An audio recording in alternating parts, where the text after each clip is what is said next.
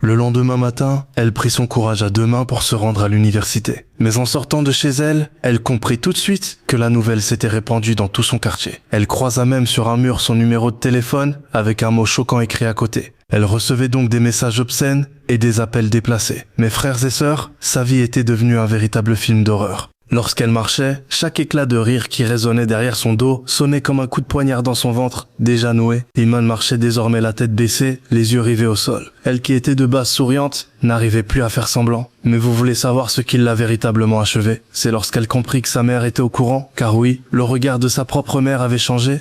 Ce regard qui l'avait toujours enveloppé de douceur et de tendresse était devenu dur et insultant. Iman aurait préféré des cris, des reproches, même des coups, mais tout sauf ce regard abaissant. Elle avait tout perdu. L'estime des autres, l'estime d'elle-même, et pire encore, sa propre fierté. Pour Iman, ce n'était pas simplement son cœur qui était brisé, mais toute son existence. C'était trop pour elle, et elle n'en pouvait plus. Alors, Iman prit une décision radicale, celle de tout lâcher et de sauter. Oui, cette fille rayonnante qu'on voyait toujours sourire, cette fille qui semblait avoir un avenir tracé, cette fille qui était si appréciée, cette fille que rien ne semblait pouvoir briser, avait fini par s'éteindre. Entre nous, on connaît tous une Iman, ou en tout cas, on connaît tous au moins une relation hors mariage qui a causé des dégâts. Et la morale de cette histoire, c'est que tout part d'un simple regard, et un simple regard peut t'emmener en enfer, sans le savoir.